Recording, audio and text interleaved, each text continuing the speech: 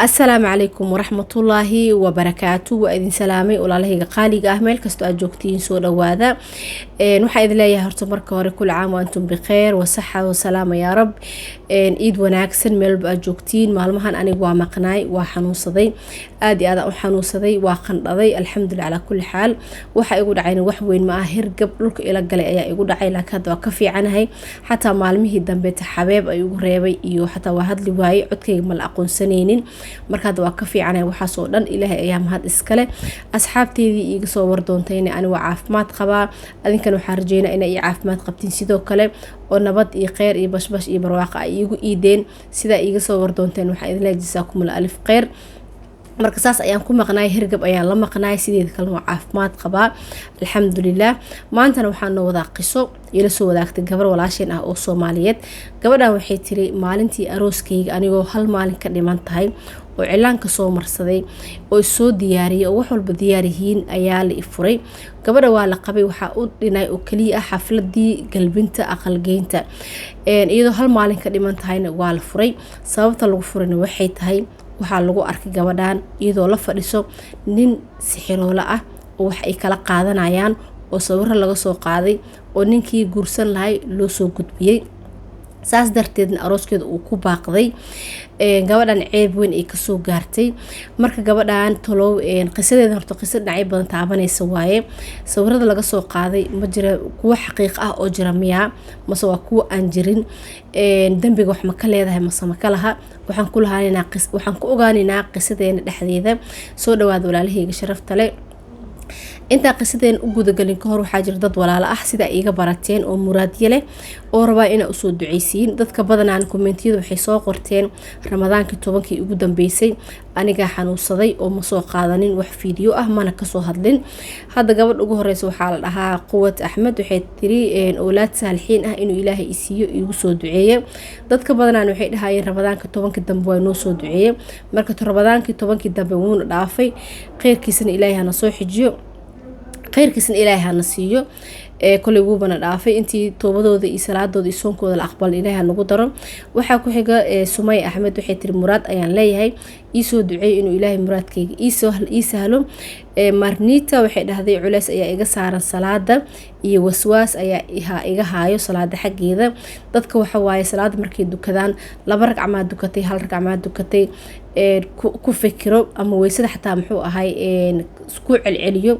marka aan culimo badan oo ka hadlayso waa arkay waxa sheedaan waaye waswaas waaye ka cudbilayso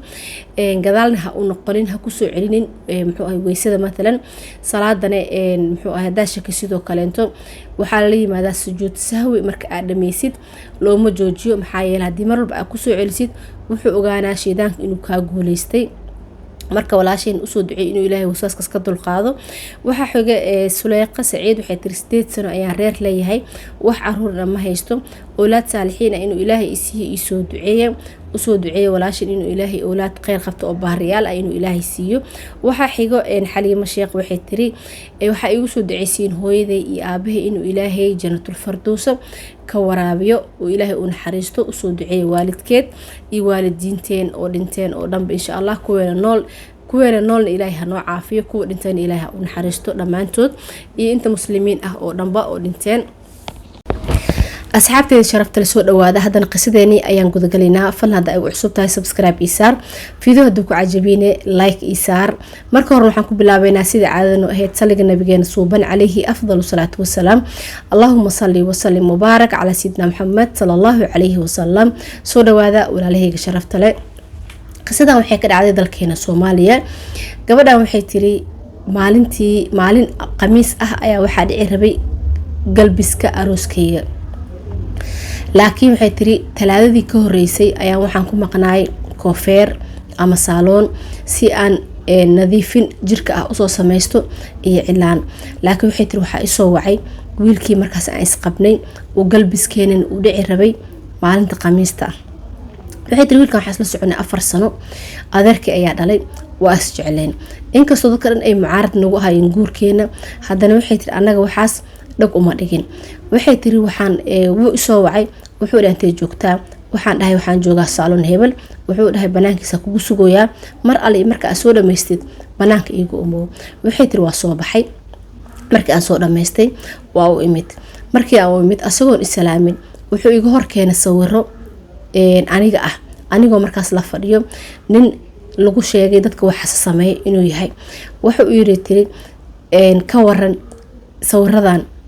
aniga 4 sano ku jeclaay hooyaday waxay dartay igu nacday gabadhan ka har adigana sixra igu haysatay dadkana u tagi jirtay marqaatiya lagu haystaa waxay tir aniga wax fursad ay ma siin aniga waxay tir hadaa isdifaaca xataa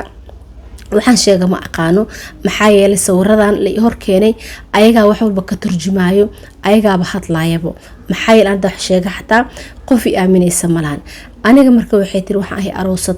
arooskeedii hal maalin ka dhiman yahay cilaankeedu u marsan yahay arooskeedii degan yahay dadkoo dhan loo sheegay meesha aan yani mowqifka markaan aan taaganahayna waa mid aan macquul ahayn waxaan leeyahay ani hadaadan aaminin oo ilaahay aadan aaminin aniga falkaan kuma kicin sawiradaane muxuu ahay aad iga haysid yaa igu cadeynayo in adiga wax ku sameeyay oo ninka adiga darta ugu tagay yaa igu cadeynayo oo aniga aan sixray ah yaa igu cadeynayo waxa kugu cadeynayo walaashiisu ii wacay walaashiis wuxuu weydiiyay marqaati ma tahay ma caday kartaa waa caday karaa in ninkaas u tagtay sawiradaane marqaati ka ah aniga waxay tir waxaan sheega ma aqaano waxaan dheetir soo bax marka adiga wax yani ma aaminaysid wax walba aan sheegana inuusan aamin xataa waa ogahay waxay tir waa soo raacnay waxaan u imid aabahay waxaan dheetir intaan soo soconay aabahay iigay hortiisa igu fur aniga iyo adiga is aamintaan managa dhaxeeyo maadaama sawiradaas ay haystid lagu marqaati furay aniga waxaan sheega ma aqaani sawiradan aniga waaye qofkas sixiroola la fadhiyaan aniga waaye adiga marka waajibkaagu wuxuu yahay in aan iska kayfurtid oo hortaada u socotid waxay tiri aabahay u nimid aabahay marka u nimid aabahay wuxuu yiri gabadhaada adeero waa ku furay saddexdeeda iga qabtaa aabahay wuu weydiiyay sababta wuxuu dhahay sawirada waa kuwana sawiradu tusiyay wuxuu dhahay ma la hubaa in gabadheed meeshaan tagtay oo sixray tahay oo isaan tahay ma la hubaa waa la hubaa yaa marqaati ka walaashii hiblaya marqaati ka wuxuu dhahay waayahay kullu waxay tir horto aabahay murugay ku qabatay xanuunay ku qabatay gabadhiisii arooskeeda degan yahay dadka dhan loo sheegay gurigeeda ijaaran yahay alaabteeda diyaarsan tahay waxba diyaarsan tahay in la furo oo saas lagu furo oo hadana lagu furo in ay tahay qof waxa sameeynayay magacaas magac yar ma ahan wuxuu dhahay marka waayahay waxay dhahday marka adeerkay oo wiilka isguursan rabnay dhalay aabahay soo wacay wuxuu dhahay walaalkay aan wixii dhacay waa maqlay wiilkaygan warbu iga diiday si kasta ula hadlay waxaan dhahay waxaas ha aaminin ilaahay ka cabso gabadha adeerkaan jidka uga tagin ha ceebeynin dadka u jabinin gabadh arooskeeda degan yahay waaye meela ka noqotid ma joogtid wiilkaygu igu gacan seeray wuuna diiday igana raali noqo adeerkay iga raali noqo waji aan kugu soo hor istaago ma qabi walaalow warkaygan warbuu diiday aabahay marka waxay tiri wuxuu dhahay aniga hal kalmad ayaa ii dhiman waxaan rabaayay tiri aniga waxay tiri aabahay waxaa la dhashtay 6 adeeryaal ee dama qabo wuxuu dhahay aabahay adiga aabahay wuxuu dhahay tiri adeerkay ku dhahay walaalahay hebel iyo hebel iyo hebel kulligiin isku keena guriga walaalkay guriga adeerkay ay isku yimaadeen guriga adeerkay markay isku yimaadeen aabahay wuxuu dhahay in gabadheeda aniga dariiqadaas lagu furo iyadoo arooskeeda degan yahay oo saas loo ceebeeyo wax aqliga galaya ma ahan gabadheeda iyo gabadha walaalkayna isku kaymid laakiin aniga wuxuu dhahay gabadheeda wuxuu dhahay waxay ii dhalatay anigoo 4 cunug iga saqiirtay farxadeeda ugu horeysay ahayd kadibkeedna wuxuu yiri ilmo kale inta aan ilaahay siiyay laakiin farxadeeda ugu horeysay iiday ahayd inta dib aan ka soo maray waa ogtihiin gabadha walaalkay oo gabadheeda ku cadeysay warkane wuxuu yiri waa ogtihiin walaalkay markii iida la dhalaayay wuu maqnaay qurbu ku xirnaay wadan islaamiga ku xirnaay isbitaalka aniga ka soo bixiyay aabaheed wuu xirnaay qurbu ku xirnaay ma joogin caani ugu horeey afka loo saar aniga gaday dharka ugu horeey oo loo galiyay aniga ayaa u gaday aabaheed wuxuu maqnaay 3 sano iyadoo 3 sano jirtuu imaaday halaas anigii aaba ii taqiinay maalintii ugu horeysay oo aabaheed uu yimid waa kasoo carartay aniga gadaasheeda gashay oo waxay tiri aaba ninkan iga celi waa ogtihiin aniga gabadhaasni ilmaha walaalkay way iiga duwan tahay gabadheedana sidoo kale ilmahayga way iiga duwan tahay oo waqti sabarka iga dhamaaday oo ilmahaygii badnay aan duugay ee ii dhalatay iyada mana rabi in ay labadood isdulmiyaan oo adduunkan xaq korkiisa xaq iskaga galaan anigana marka waxaan hadalkaas oo dhan u dhahay labadooda tanbeen sheegayso oo falkaas yani ama gabadheed haday samaysay ama hadii mid aysan samayno gabadha walaalkay ee been ka sheegayso labadooda waxaan rabaa inuu ilaahay tii been sheegayso inuu ilaahay calaamad ka soo saaro saasna aniga waxaan u leeyahay gabdhahaas waa isku kaymid laakiin inay mid kamid mid kale inta dulmiso diyaar muu ihi tayda aniga wuxuu yiri asas u jeclahay hadii falkaas ay ka dambeysayne calaamad iyada Allah ka soo saaro tan walaalkay hadii been sheegaysane calaamad iyada Allah ka soo saaro meeshii waxay tiri waxa ku kala tagay adeeryaashay meeshii ku kala tageen meeshii markii lagu kala tagay bil intaysan ka soo wareeganin waxay tiri gabadh adeerkay oo aan igu marqaati furtay waa la qabay bil intaysan ka soo wareegin gurigeeda oo cusbay oo markaas agteeda ninkeeda uu dhistay waxay tiri dab ayaa qabsaday gurigii wuu gubtay gurigii wuxuu noqday deeb gurigii deeb markuu noqday ninkeeda wuxuu dhahay aniga muxuu ahay dabkan waxaan u eersanaa habaarkii adeerka dabkan dhedheel kuma kicin dabkan gurigeyga saan u baabi'iyay waxaan u maleynaa inaa gabadha adeerka adiga been ka sheegtay adiga hadaa been ka sheegtay qiro ma rabi qasaarahan mid ka badan inuu isoo gaaro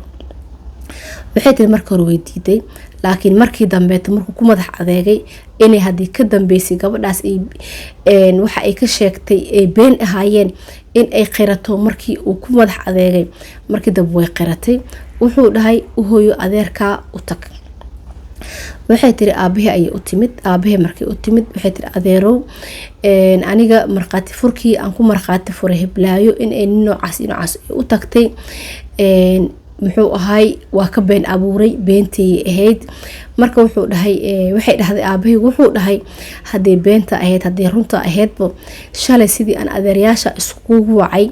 oo hortood aan halka kalmad uga dhahay hadirtaan waxaan rabaa hortood in aad ka cadeysid waxay tiri adeerow hay ceebeynin waa ku baryaa adiga hortaada waa ka qirtay habaarkan iga soo celi iyo duceey igu tuf waxaan u yiri aniga ku duceynaa waan ku tufaa gabadheediyaana tahay laakiin waxaan rabaa sidii shalay adiga aad muxuu ahay walaashaaba adiga muxuu ahay been soo kama sheegin dadka hortooda ma ku ceebeynino dadka hortooda in aad ka qiratid waxaas in adiga aad ka dambeysay iyadoo baryo tamayso oo tuug tamayso oo dhays adeero ma iga deysid waa diiday waxay tiri aabahay wuu diiday wuxuu dhahay ilaa dadka hortooda warkaas ka cadeey waxay tiri adeeraasha la isku wacay waxay tiri gabadhiyaa la keenay waxaa la keenay wiilkii i guursan rabay waxaa jooga aabaheed dadkii oo dhanaa joogo dadkii marka iskugu yimaadeen waxay tiri aniga falkas anaa ka dambeeyey gabadha adeerkii anigaa dhahay soo bax raac waxaan u socdaa sheekh quraan isoo saaro ninkii markaan ninka u tagnay sheekha markaas ku sheegayay waxay dhahday lacagan gacanta ku wataan u dhiibay waxaan dhihi tiri lacagtaan ii qabo waxaan iska dhigay tiri inuu telefoon ii soo dhacay waxay tiri waa istaagay markaa istaago agtooda aan ka dhaqaaqay oo xoogaa adiga 10 tilaabo camal agtooda aan ka dhaqaaqay ayagana meel gees oo daasha ay fadhiyaan waxay dhahday gacanta ugu baaqay waxaan dhihi tiri lacagta sii marka aan dhahayn waxay tiri waxaan rabaa inaan sawiro waxay tiri ninka waa la soo heshiiyey marka waxay tiri anoo ka fog waxay tiri lacagta gacanta ku haysid sii aan dhahay tiri ninkii markay u taagtay waxay tiri waa sawirayay teeda kaleento ninka waa la soo heshiiyey waxaan kula soo heshiiyey waxyaabo qaarkood asaga markaas uu haystay inuu u dhiibo marka wax u dhiibayay iyo markuu lacagta ka qabanayay inta waxay tiri anigu waa sawirayay ninkan waxay tiri waa nin aan la soo heshiiyey dhahday oo ma ahayn waxaan rabay in arooskeedu ku baajiyo sawiradan waxay tiri markay wax isku dhiibayaan waa sawirayay teeda kale walaalkay waxaan ka dhaadhiciyay inaan raacay gabadhan iida oo tiri soo bax meel ii raac oo markii aan raacay oo ninka aan u tagnayne tiri ninkaan dan ka leeyahay bax banaanka igu sug. Markii aan sugayo inay yacni aan kor ka arkay in ay ninkan waxyaabo markaas caqliga geli waaye inay u sameynooyo ama isku sheegooyin. saas darteedna sawiradan aan kaaga soo qaaday marka naagtaada aad guursanaysid arag nin noocaan intay waxay aaday ninkan oo wax u sameynayay. anigana waxay tiri banaanka igu sug. markaan ka shakiyeenay waa kana sawiradan kaaga soo qaaday. hadaa guursanaysid aday ku taalaa, hadaadan guursanaynin ani waxaan diyaar u ahay inaan ku marqaati furo meesha ay aaday iyo waxa ay sameynaysay. saas darteed walaalkeen waxaan ka dhaadhiciyay ina iyada meesha u raacay. iyadana waxaan ka dhaadhiciyay in aniga sheekh ii raacdo. marka sawiradan saas uga qaaday waxaan rabay in arooska baajiyo. hooyaday aan raali ka ahayn arooska darteed aan wax walba u sameynayay. anagoo dhan arooska diyaar uma ahayn, mucaaradaan ku wada ahayn. anigana waxay tahay gurigayga gubtay habaarkii igu dhacay. adeerkeen xaqu igu leeyahay.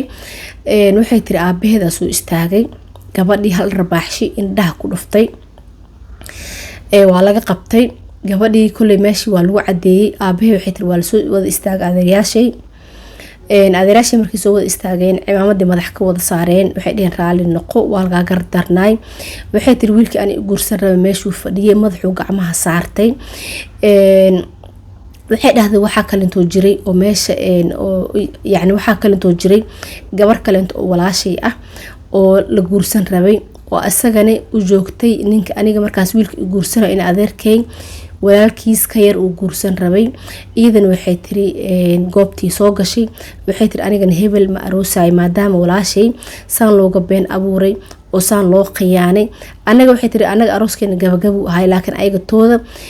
waxay ahayd heshiis iyo doonisay ahayd. ayaga meher ma uusan jirin laakiin waxay tiri bis waa ka baxay guurkiisa ma rabi. waxay tiri marka adeeryaashii aabe waxay dheen raali noqo, guurkaana dhammaystir, gabadhaadna waa laga khaldamay waana la ceebeeyey. laakiin maanta sharafteedii iyo karaamadeedu waa usoo noqotay. gabadhii warkeedu way cadaysatay. warkan waxay ka dambeeyeen waa la ogaaday. ninkiin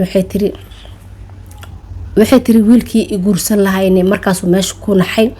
uu yaabay. aabaheena usoo hoyday, lugaha ka qabsaday, uu dhahay adeerow ana xaalan dhiibaa, wax walbaan dhiibaa, gabartaadana wax alle iyo waxay rabtaa u sameynaa.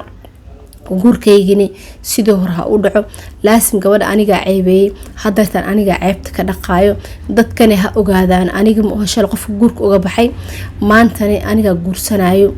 iyadana anaa raali gelinayo. waxay tiri aabahay wuu diiday, anigana waa diiday. walaashayna waxay tiri way diiday walaalkiis inay guursato. laakiin waxay dhahday isku day badan iyo isdaba carar badan. adiga waxay tiri 2 sano ka bacdi wiilka adeerkay dhalay waa isguursanay. maxaa yeelay iga hari waayay. wuxuu dhahay gabadhan ani waa dulmiyey, xaqaana ka galay, waana jeclahay sidaan shal u jeclay aan maanta u jeclahay. wixii aan ka sameeyay aniga ka dhaqaayo. waxay tiri adiga isdaba carar badan ka bacdi waa isguursanay. waxay tiri walaashiisna mar daba nolosheeda ma soo dhaxgalin, beena igama aysan sheegin. anigana waxay tiri guriga la dhigi rabay awal midka qurux badan, dahabkii la gadi rabay midka qurux badan, arooskii la dhigi rabay midka sii qurux badan. waxyaabo badan markaas aan heli rabin aan markaan helay. sharafteeda iyo karaamadeena way ii soo noqotay. saas ayaan la iiga been abuuray. marka qisadii walaasheen meesha ay ku dhamaatay. walaalahayga sharafta leh, codkaygana waxaan dareemaa maanta inuu aad iyo aad u gaaban yahay. walaalaheena muraadkeena usoo duceeya. hadda ay cusubtaan subscribe isaar, fiidada ku cajibina like noo saar. inta qisada mid lamid ku kulmayno waxaan kaga tagayaa saliga nabigeena suuban calayhi afdalu salaatu wasalaam. allahumma salli wa sallim wa baarak ala sayyidina muhammad sallallahu alayhi wa sallam. mac salaam asxaabta sharafta leh.